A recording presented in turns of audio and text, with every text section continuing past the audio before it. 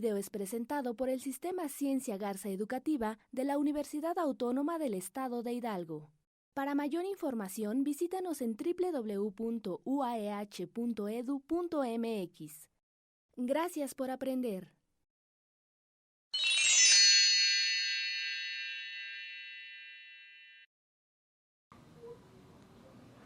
Buenos días, mi nombre es Juvencio Mendoza Castelán, maestro de la Escuela Superior de Huejutla de la Universidad Autónoma del Estado de Hidalgo.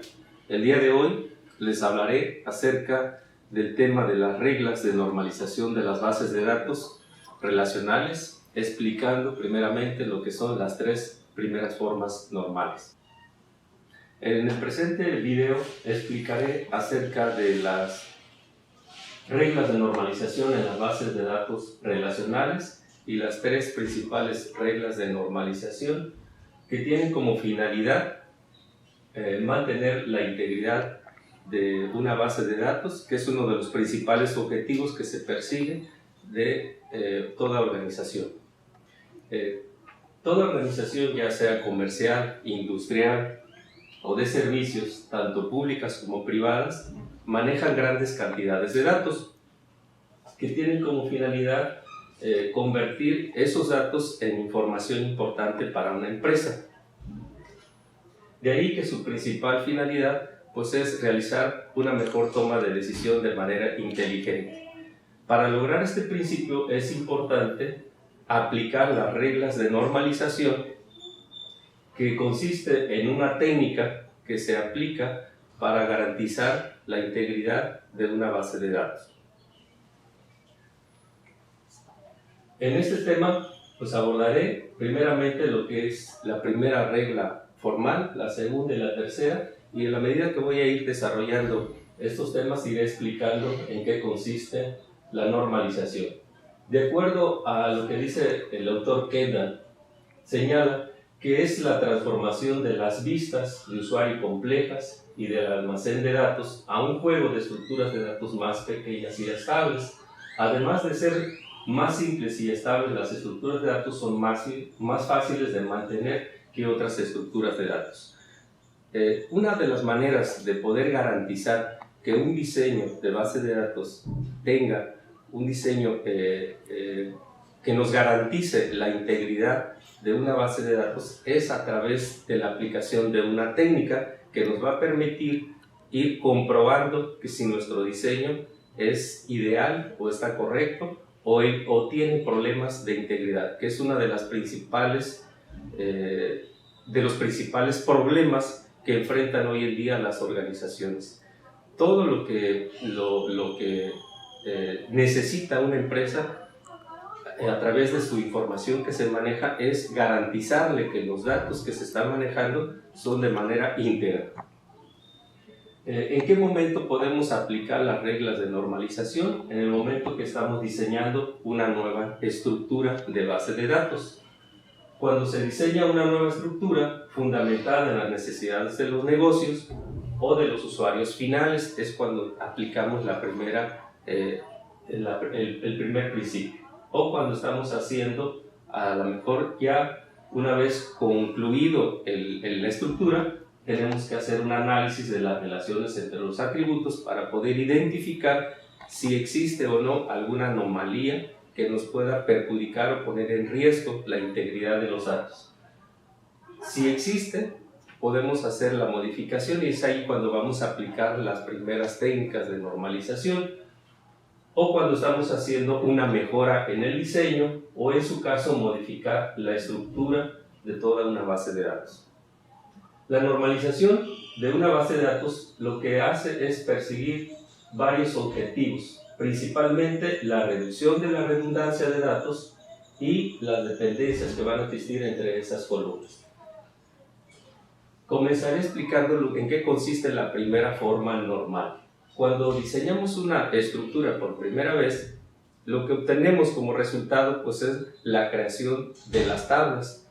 Las tablas se representan a través de columnas o nombres únicos y aquí es donde podemos encontrar tal vez los primeros errores que podemos cometer en la primera forma normal. La primera forma normal en este principio nos dice como regla que todos los atributos y valores almacenados en las columnas deben de ser indivisibles y no deben de existir grupos de valores repetidos.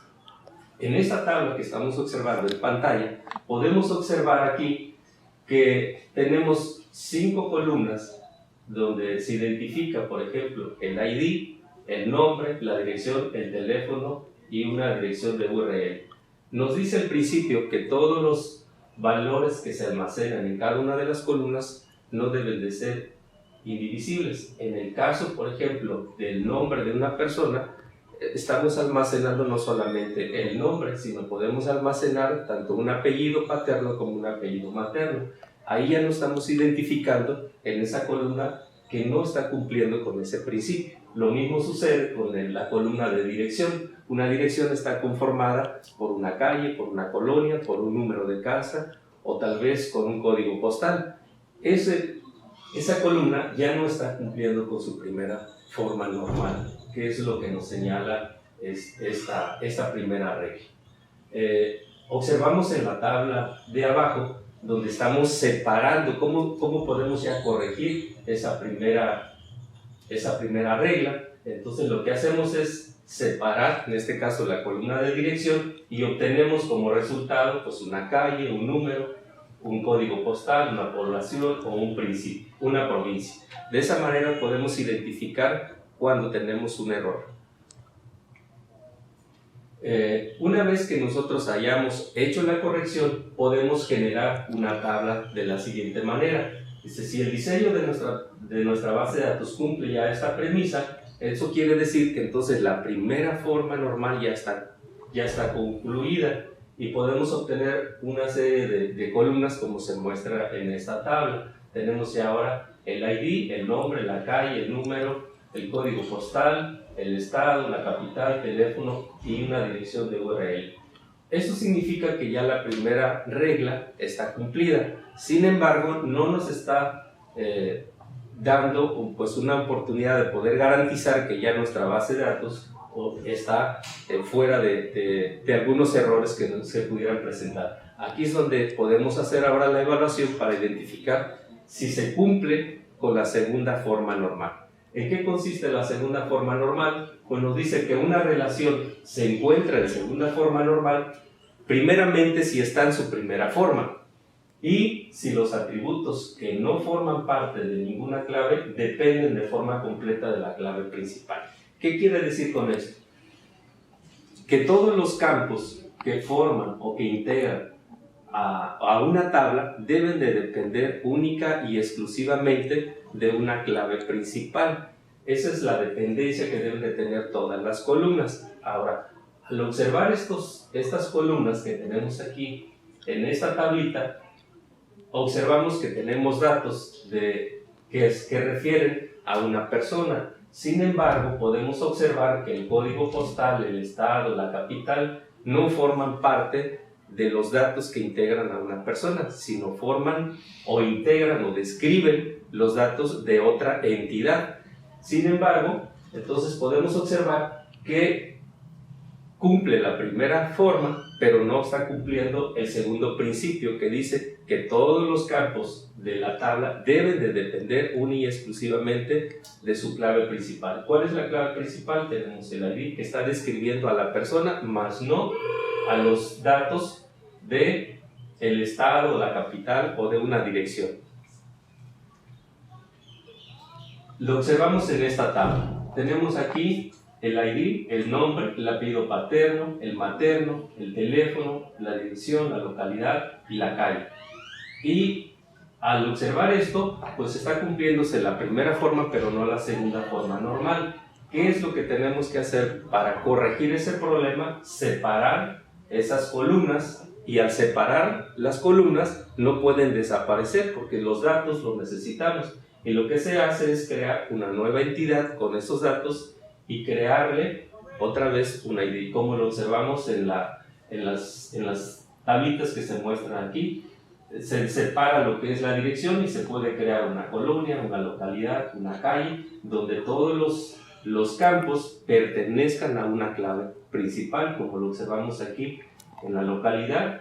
tiene un ID de localidad, la calle tiene una calle, un ID de colonia que pertenece. Y de esa manera se empiezan a observar las relaciones que existen en cada uno de los campos.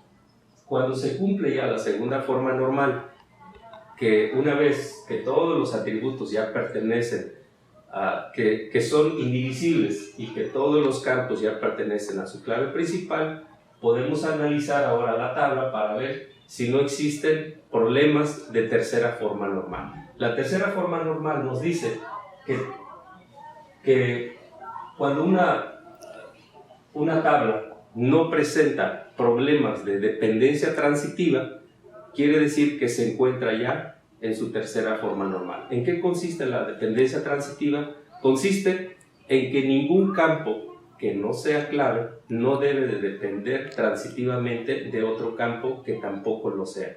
La segunda forma normal nos dice que todos los campos deben de depender de su clave principal, y la tercera dice que ningún campo que no es clave debe estar dependiendo de otro que tampoco lo sea. Podemos observar en esta tablita, simulando que tenemos aquí una lista de datos donde tenemos, por ejemplo, podría ser una empresa que se dedica a ofrecer un servicio de